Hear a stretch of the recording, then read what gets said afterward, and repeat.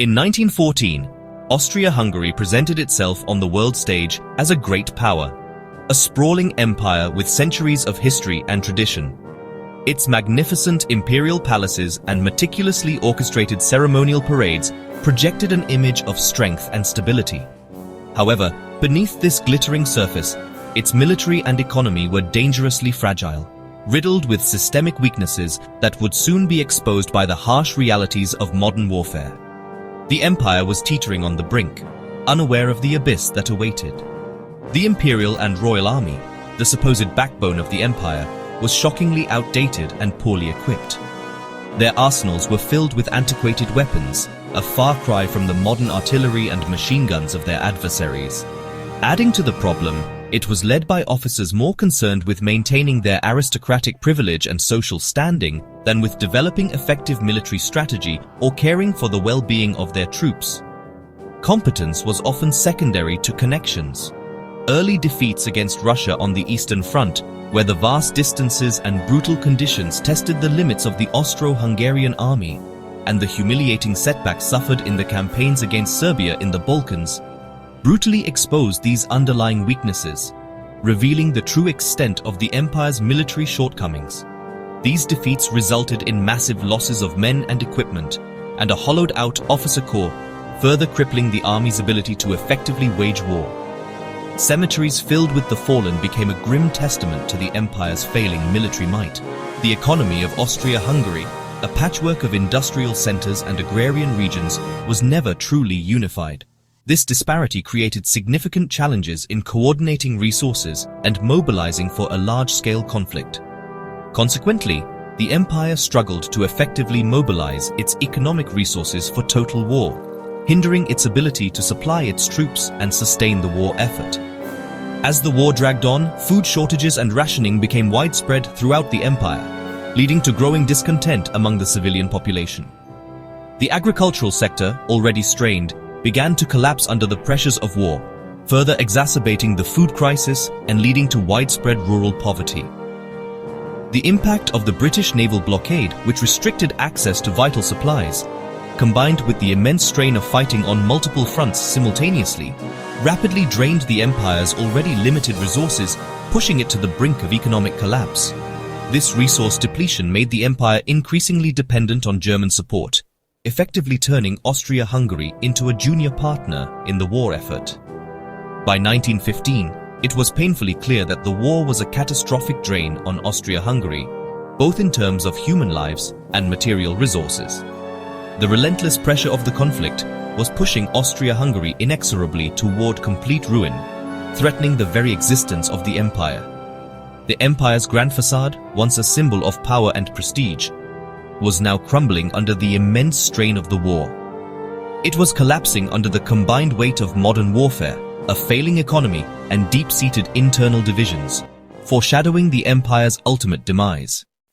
Austria-Hungary was a patchwork of nationalities: Germans, Hungarians, Czechs, Poles, and more, held together by the Habsburgs. The rise of nationalism and the outbreak of war only deepened divisions. Many minorities like Czechs and Slovaks felt little loyalty, and some even defected to enemy forces. Vienna's harsh crackdowns on dissent only fueled resentment and alienation. As casualties mounted, ethnic tensions boiled over, and the promise of self-determination inspired secret movements for independence. The empire was fighting not just external enemies but internal disintegration. The year was 1916.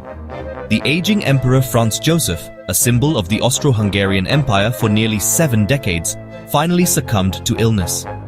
His death marked the end of an era, a turning point in the tumultuous landscape of World War I. The grand funeral procession, a display of imperial mourning, signaled not only the loss of a ruler but also the fragility of the empire itself.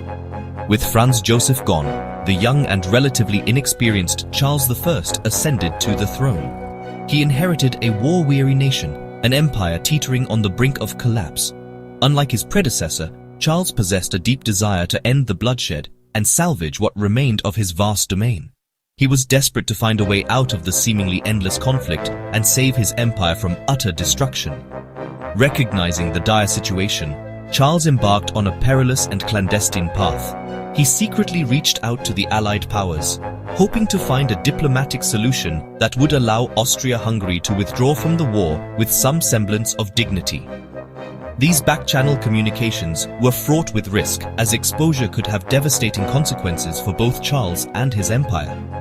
Charles chose a discreet and unconventional route for these delicate negotiations. He used his wife's brothers, Prince Sixtus and Prince Xavier of Bourbon-Parma, as intermediaries, hoping their familial connections and perceived neutrality would facilitate a breakthrough. These secret exchanges were conducted through coded letters and hushed meetings, far from the prying eyes of the public and the watchful gaze of his German allies. In his eagerness to secure peace, Charles offered significant concessions to the Allies. He signaled his willingness to support the restoration of Belgium, which had been ravaged by the war, and even conceded to France's long-standing claims to the contested territories of Alsace-Lorraine. These were substantial compromises, demonstrating the depth of Charles's commitment to ending the war. However, the Allied powers, particularly Italy, driven by their own territorial ambitions and strategic interests, demanded far more than Charles was willing or able to concede. They sought significant territorial gains at Austria-Hungary's expense, placing Charles in an impossible position. As the demands escalated and the gap between the two sides widened, the secret negotiations stalled, reaching a frustrating and ultimately unproductive deadlock. The hope for a swift and negotiated end to the conflict began to fade. Then, in 1918, the carefully guarded secret talks were dramatically exposed to the world, sending shockwaves through the political landscape. The revelation of Charles's back-channel communications ignited a major diplomatic scandal. The exposure of the Sixtus affair infuriated Germany, Austria-Hungary's principal ally in the war. Kaiser Wilhelm II and his government felt betrayed by Charles's clandestine dealings. To mitigate the damage and appease his enraged ally, Charles was forced to publicly deny the full extent of the affair, further undermining his credibility. In the wake of the scandal, Austria-Hungary found itself even more tightly bound to Germany, its freedom of action severely curtailed. The empire's dependence on its powerful ally deepened, further diminishing any prospect of independent peace negotiations. The fallout from the Sixtus affair effectively extinguished any remaining hope for a separate peace, leaving Austria-Hungary trapped in the relentless grip of the war. Charles's bold, yet ultimately ill-fated gamble had backfired spectacularly, accelerating the empire's descent into chaos and sealing its eventual fate. The consequences of his actions would reverberate throughout the remaining months of the war. The last realistic chance for Austria-Hungary to secure an independent peace and potentially salvage its empire was irrevocably lost, paving the way for its eventual dissolution in the final months of World War I. The Russian Revolution in 1917 sent shockwaves through Austria-Hungary. The collapse of the Tsarist regime offered military relief, but also stoked fears of revolution at home. Slogans like "Peace, Land and Bread" resonated with Austria-Hungary's hungry, exhausted population. Strikes and protests erupted, most notably the massive January strike of 1918. The government realized survival, not victory, was now the goal. The Russian example showed how quickly an empire could fall if the bond between rulers and ruled broke. Fear of revolution drove Austria-Hungary's desperate search for peace. Austria-Hungary was always the junior partner to Germany militarily, economically, and politically. German officers often commanded Austro-Hungarian troops, and Berlin dictated strategy. Vienna's interests diverged from Germany's, but the empire was powerless to resist. Germany's decisions, like unrestricted submarine warfare, dragged Austria-Hungary deeper into disaster. The failed Sixtus affair led to the Pact of Spa, making Austria-Hungary little more than a German vassal. Any hope of an independent peace was crushed. The dual monarchy was chained to Germany's fate. By 1918, Austria-Hungary was exhausted, its army depleted, its people starving, and its economy in ruins. Hyperinflation and shortages of food, coal, and medicine devastated the home front. Desertions and mutinies spread as morale collapsed. The government lost control. Riots and strikes signaled the empire's unraveling. Nationalist movements openly called for independence.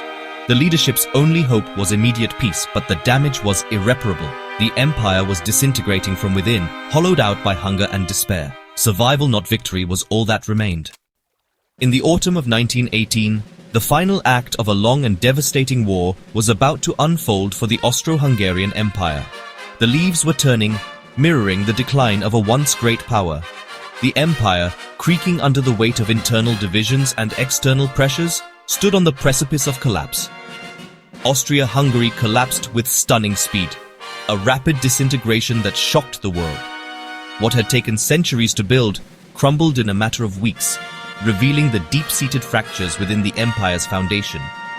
The speed of the collapse was a testament to the fragility of the empire in its final days.